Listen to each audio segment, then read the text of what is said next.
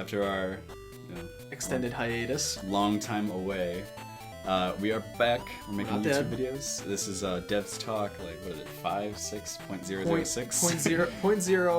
0.0.5, I believe Right. we're on. We did. This is still pre-alpha stuff. We're still figuring all this out, actually, now. Trying to figure out a schedule. We're Yeah. gonna do all this, find free time for it. So, Steve is living a couple states over, and Well, just one state over. One state over. I Couple. can't count. And he came down, spent the weekend. We're reviving Deadbeat Devs. So we're starting off with a little Devs talk, and there will be a lot more interesting videos to come. Whenever we can, and we Yeah. really want to. We want to keep this going, and I think it'll be a good time. it's So, fun. Yeah. if you're not familiar, basically with Devs Talk, this little show we're gonna do, we're just talk about a couple things that are going on in the world. We usually like to keep it more positive. That being said, But we're there's talking. a lot. Yeah. There's a lot of stuff going on. There's not always so much political shit. It stuff is, and really like to talk we don't about. want this show to get political, but it has to do with technology, so Yes. it kind of works its way in there. We generally just talk about things, I guess, that interest us, and And- a lot of times, it's got a darker side. Whatever, It's whatever. Anyways, Yeah.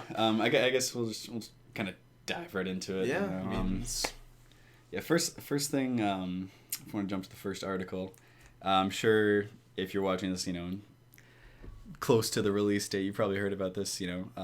Last Friday, the 13th, of November 2015, there was obviously the attacks in Paris, horrible things, and in response to that, Anonymous, the disjoint the hacktivist group. the hacking, Hacktivists. That's the word. We're That's not the- sure. We're not sure if we're supposed to take them seriously or not. That is what everyone calls them, the hacktivist group. Yes, they've decided to declare war on ISIS, or they're actually. This article doesn't really talk about it, but they're actually just reinvigorating their war. Technically, they declared war after the attacks on Charlie Hebdo. So They're just kind of reinvigorating it, and so it never stopped. They're just. it never stopped. They're just like recommitting themselves at this point. I guess I they're don't telling know. everyone they're recommitting A themselves. lot of people seem to miss out on that, even though it just happened 6 months ago. But anyways, Hey. so this article is kind of reporting on their progress so far. They've taken down 5,000 suspected Islamic State-related Twitter accounts. Impressive. And allegedly, and it goes into no detail, their main forum, their communication forum.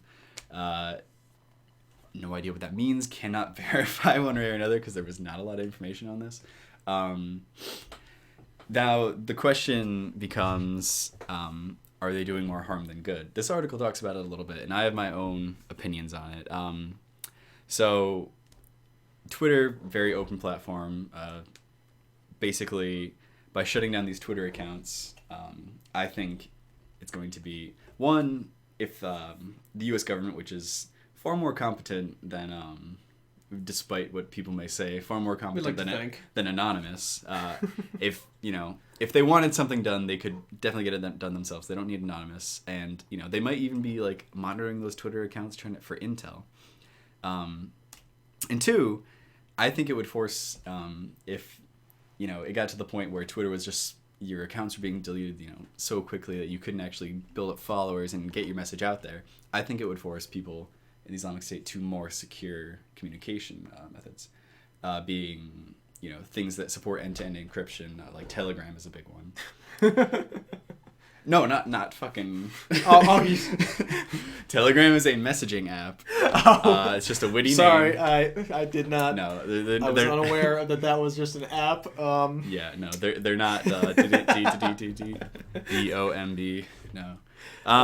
So yeah, that's and a quick note. Telegram actually is the people running it. They're actually helping a little bit. They're trying to.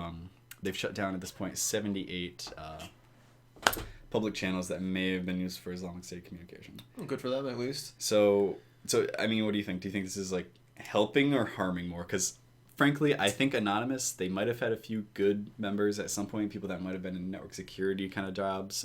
But you feel like they might be just losing those, or they're just not. A lot of them got in trouble. So I think Anonymous right now is a bunch of script kiddies that are doing searches on Twitter. Well, that's just. It's. if it is the case where we'd like to think they're as competent as they seem, it's hard to say. It's like, yes, they're doing some good, because knowing, who these people on Twitter are, that, if they are or not members of ISIS, and shutting down the Twitter accounts, is like, yes, that is a huge infrastructure that they use to get their message out there for, I guess you could say, for recruitment. I don't know if it's the only way they have, probably not. There's actually a lot of darknet stuff, and I think because of stuff like this, I didn't explicitly mention it, but and not just Telegram, but I think darknet sites, they're gonna download Tor over there in Syria and basically start communicating that way, which just adds another level. It's a lot harder to track them. I mean, it's you're at least crippling one form of communication that they have, just one. It's not the only one. It's only one. It's a big one, yes, but and having those people's personal information out there in the open so everyone knows who they are, it could well, they're not identifying any ISIS members. No, they're identifying their Twitter accounts. Oh, that's it. Not tied to a person at all. Okay, never mind then. They're shutting down Twitter accounts, and these people are going back and making a new Twitter account, and it's just as easily as it's being shut down. I mean, actually, I'm going to change my opinion. Then they're really doing no good at all, because it's very simple to set up a new Twitter account if one's been deleted. I mean, it's like, you can't just amass all the same followers overnight again. That's the only issue. But, I mean, that's a very minor setback for them, and it's. Again, like you said, if the government was actually monitoring these Twitter accounts, you just kind of ruined a lot of hard work that they must have done to try to actually gain access to and monitor those Twitter accounts. Yeah. I'm changing my opinion. I'm with you on that. That's probably not doing any good, Anonymous. Yeah. I didn't pull it up, but Anonymous actually, they're just a disjoint group. Someone published a how to hack guide or something, and it is the most pitifully disgusting. It tells you absolutely nothing, and the guy writing it was clearly not on the up and up. So just to clarify on that then, so let's say I'm a person who knows nothing about hacking. I want to learn how to hack. If I tried to go read what this guy posted, would I learn anything from it at all? No. I mean, very, very little, and there's a lot of misinformation in it. I'll link to it if I remember below, and it's so stupid. So you're basically this one guy is giving the whole group a pretty bad name right now. The only detail he goes into is about talking about Linux is you can download Linux here, and it's all right, that's not really gonna help someone. Okay, so I totally can't do a Google search to go find where Linux is. Thank you. Last thing I want to say about it, I think if and you can say something after if you have something, but I think if they want to make effective changes, they should go after the money trail, because the Islamic State is funded well, right? So where's the money coming from? Well, not that they're getting money from raids and stuff. It's a whole other subject where they get their money, but people are selling them things, munitions and whatnot. They're running. They've replaced the governments in a lot of towns, so they're businesses are communicating with them and selling them stuff is basically what I'm trying to say. If you were to follow the money trail and find out which businesses are involved in this and publish that, I think that would start to make some really you would uncover some dirt. Who is making all these Islamic State flags that you always see them holding up in the pictures? It's just shit as simple as that, and munitions additionally. I'm not an expert in this stuff, but I think that would be a solid place to start, and I mean, they always do say follow the money. Follow the money. Anyway. Let's see. Moving on, we'll look back at this next article. So this is something you read up on. All right. So as the title says, an Apple, Google, and Microsoft-backed group rejected a call for weaker encryption after the Paris attacks. So basically, the government wants these three companies to. The title's a little misleading, actually. Not necessarily weaken the encryption on their systems, but they want to provide. Authorities, local authorities, just basically just the police, with what they call keys.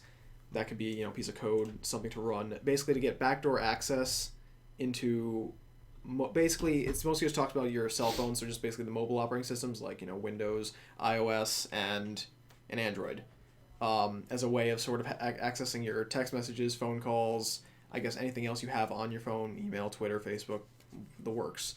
And by doing this, it would be a way for them to sort of, as they always say, national security, But at the same time, I feel like, while yes, that's true, they could potentially stop a, possible terrorist, for something happening, like monitor communications. It's possible, of course, because, everyone communicates with technology nowadays. So, but the only issue is, are we comfortable with allowing, or being not even allowing, because you wouldn't even have a choice in the matter, because if the companies allow it, then the police can just go into your phone whenever they want. And let's just move away from the invasion of privacy. Suppose, an outside party is able to get access to these keys, whatever they might be, then there goes all your personal information, because a lot of people do a lot of things with their phones, whether it's the contactless payments, they have their credit card saved to their phones, they have their name, personal information, phone numbers, contact information. It's introducing a really vulnerable attack vector, it sounds like. Yeah. So what do you think? I think when a lot of this stuff comes out, you always see the pushes for like weaker encryption, more access for government agencies and like big businesses, which in turn, give information to the government. You always see them after some kind of horrible incident, which it's never before. Partially it's humans are just kind of reactive creatures, not proactive, but it's really, I think anyways, it's really these people trying to use these horrible recently, obviously, it's the Paris attacks is what they're really talking about here. They're just trying to use them as a springboard to push forth, the legislation, and not exactly legislation in this case, but the rules they want. Then that also brings us to the idea of the point of, okay, so let's say this happens. The companies allow the government, law enforcement, whatever, to access to your phones, your computers, everything. They can monitor everything you do, no matter what it is, no matter how simple it might be. They can go look at anyone they want. So let's say, just pretending now, that leads to the complete elimination of ISIS. All terrorists in the world Definitely are gone. Again, this is just hypothetically speaking. It somehow leads to that. A world with no terrorists, no one to worry about, no evil, peace on earth. Everything's great. Everything's lovely. We make the Federation. We're part of Starfleet. We make Starfleet. We're part of the Federation. Okay, so that all that happens. Obviously, there won't be a need to monitor everyone's information anymore. But will they stop? Yeah, the legislation is already there. So technically, no one has to tell them to stop. No one can tell them to stop. They can just keep doing it for whatever purposes. It doesn't have to be for, they'll say it's always because national security. We have to make sure no one ever pops up that could do anything like this again. But, it could be used for, I don't know, political agendas. They're trying to, spy on people. It's kind of like, it reminds me of, like in Britain, they have all these really, because Britain's a much older country and they've been civilized for, so long, whatever. They have all these really odd rules. Like, I think legally you can't carry a ladder while walking down the street or something, which is obviously something they made in 1700s or something. It's ludicrously outdated. It has some kind of application or relevance. But it's still around. That's a silly example, fucking carrying a ladder down the street. But, I think that's the point we're trying to make. Is that it's still around. Like, obviously, maybe the police over there don't enforce it. They realize it's a law, but they realize it's also a stupid one. But technically speaking, they could. You could be arrested. You could be arrested if you're walking down the street with a ladder. But the fact that they haven't repealed it and the fact that it's still there is kind of a little disturbing, actually. Anyway, moving on. Next article, and really, there's not really too much we can say about this. It's no surprise, really. But so the gist of this article, new docs revealed that the NSA never ended the bulk email collection, just hid it better. So Edward Snowden had the leaks. He told all about the bulk phone collections, bulk email collections, just all the NSA programs that were going on. It was reported, I believe, in 2011 that the bulk email collection had already ended. But in reality, and it's just really being unearthed now, seeing the light of day, they had just essentially they found a better way to do it. They moved it offshore because they were less, they wouldn't be subject to the stricter U.S. laws, and they continued the bulk email collection. It was referred to as a functional equivalent. So what you're saying is that if I'm an American company or agency, whatever, and I want to do something that technically is illegal to do in the U.S., as long as I'm physically not in the U.S., I can do it while it's still technically in the U.S. So that's how that works? Yeah, because lawmakers don't understand the internet. Obviously I not. guess. They still don't. The internet's been around. It's a bunch of old guys. Whatever. Well, you know what? It's a bullshit workaround. But the message of this, and I don't know if we really need to harp on it anymore. But if at any point you think whatever the government or businesses aren't just vacuuming up all of your information, you're wrong. They always are. They always will be. Yeah. So to people in the know and people who really care about this stuff, this is not a surprise. But yeah, I mean, just take it for what it is. Your emails are they're going somewhere else before they get to before I mean, it's not just the person who's sending it to you. It always comes to the analogy of people always say, "Oh, well, I've got nothing to hide. I'm not a terrorist. I'm not a criminal. It doesn't matter. They can, look at whatever they want." Okay, but it's for the people that understand that there's a lot of personal information that goes into those things, not just what you're typing. There's a lot attached to it. It's basically the equivalent of you're just sitting in your house. Creepy dude sitting in the corner. The creepy dude sitting in the corner, or it could just be the FBI just walks into your house, starts rummaging through your stuff, says national security, and then just walks out. Yeah. You don't know what they saw, you don't know what they took, if they took anything, but they did something while you were there, while you weren't looking, and it's the same thing. And suddenly it's 31 years ago. It's 1984. Good one. Puns. All right, we're gonna move on to a lot cheerier news, luckily, which is kind of what we prefer to talk about. But I don't know, those articles were just kind of intriguing. We could talk about them a lot. Anyways, onto some musky news. So Elon Musk's company, SpaceX. I'm sorry, I'm scrolling around a lot. So they've always had, I think, for the past couple of years, they've had a contract to resupply the International Space Station, and I don't know if they get funding from anywhere else. They probably do. I mean, I don't know. Yeah. Well, the bulk of it, anyways, is coming from NASA. It turned out to be a lot cheaper to have SpaceX, do all the development of the rockets and resupply them. But for the first time ever, they're actually sending astronauts into space. So a SpaceX rocket that's gonna send astronauts to the International Space Station. And this will be the first of, I believe, a couple of missions to do so. I don't remember the exact number. But I think this kind of speaks to the fact that future space exploration isn't really going to be government agencies. It's going to be private corporations. It's going to be SpaceX and things like it. Which is it's all right. Good SpaceX, and terrifying. It's Elon Musk, so yeah. Well, we trust SpaceX, but that just opens the door though for any other company that we don't trust or we don't know. Okay, I don't care if what's Comcast starts a commercial space industry. Oh no, please no. But if they go out and start mining asteroids, they build a moon station, they help put people on Mars. I don't really care. I guess then, yeah. That's fine as long as we're sending people to space. We need to be as long as we're bettering humanity, I suppose, right? Yeah, even if it's big Comcast sticker on the side. I don't know.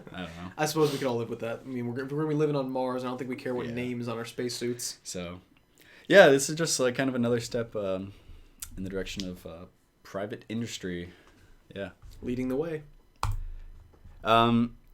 I wanted to mention this article really quick, and on the surface, it just seems you're talking about. It seems like you're just talking about console gaming, right?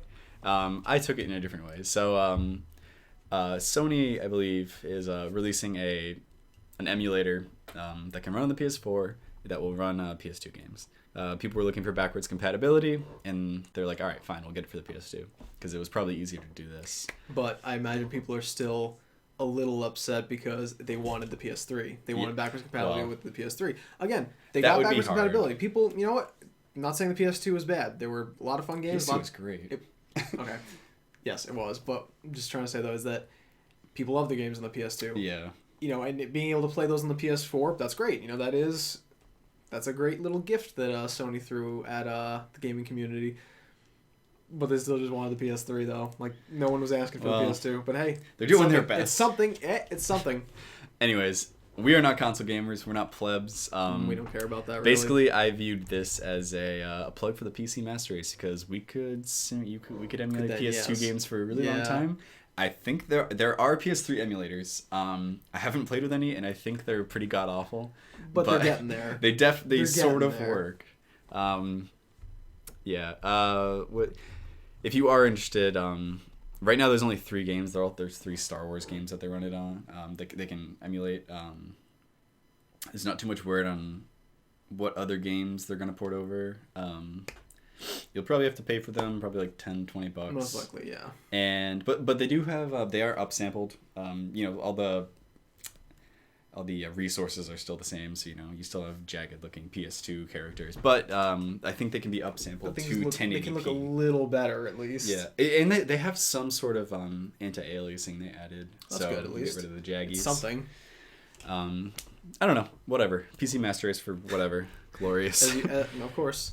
And last thing we wanted to talk about, this is something Steve brought up that I thought was really cool. Maybe I'm just like out of the loop, but I had never heard of this. I only discovered it like literally a few days before I came up here, and I thought it was pretty cool because I'm planning a bit of a, not merely an upgrade, but an overhaul on my own PC build, and maybe throwing in a 980 Ti. We'll do a video on that shit. Of course, watch it. Of course.